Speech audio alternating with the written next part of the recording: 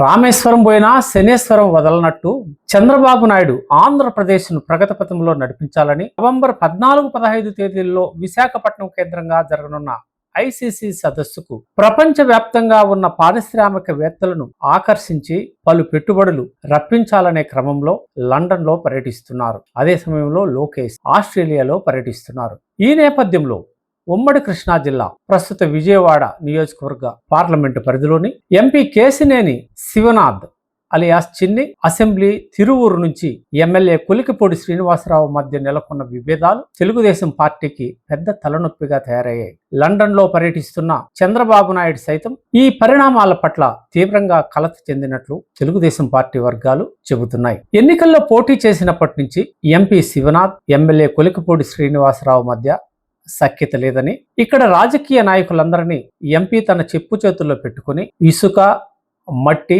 తదితర మాఫియాలని నడిపిస్తున్నాడని కొలికిపూడి శ్రీనివాసరావు రగిలిపోతూ ఇటీవలే ముఖ్యమంత్రి వద్దే తేల్చుకుంటానంటూ బహిరంగంగా ప్రకటించారు. ఈ నేపథ్యంలో ఎంపీ శివనాథ్ మాట్లాడుతూ తాను అంకిత భావం కలిగిన తెలుగుదేశం పార్టీ కార్యకర్తనని, వైఎస్ఆర్సీపీ కోర్టులు ఎవరో త్వరలో తేలుతుందని బహిరంగంగా మాట్లాడారు. వాస్తవాలు ఎలా ఉన్నప్పటికీ ఎమ్మెల్యే, ఎంపీ ఇద్దరు బహిరంగంగా పత్రికలకెక్కడం ముఖ్యమంత్రి చంద్రబాబు నాయుడిని కలవరపాటుకు గురి చేసింది. వీరిద్దరి మధ్య సయోధ్య కుదుర్చేందుకు తెలుగుదేశం పార్టీ అధ్యక్షుడు పల్లా శ్రీనివాసరావు ఈరోజు విజయవాడలో ఏర్పాటు చేయనున్న సమావేశాన్ని సైతం రద్దు చేయాలని, తాను వచ్చాక వీళ్ళ విషయం తేల్చేస్తానంటూ ముఖ్యమంత్రి ఆదేశించినట్లు తెలియవచ్చింది. అంటే ఇప్పటికే పలుమార్లు శ్రీనివాసరావు తీవ్ర అసంతృప్తి వ్యక్తం చేసి తన నియోజకవర్గంలోనే అసాంఘిక కార్యక్రమాలకి ఎంపీ కేంద్రమయ్యాడని పలుమార్లు ఆరోపణలు గుప్పించారు. ఈ నేపథ్యంలో వీరి మధ్య ముదురుతున్న వివాదాన్ని అడ్డుకోవాలని ముఖ్యమంత్రి చంద్రబాబు నాయుడు ఎట్టకేలకు నిర్ణయించుకున్నట్లు తెలుస్తోంది. శ్రీనివాసరావు వివాదాలకి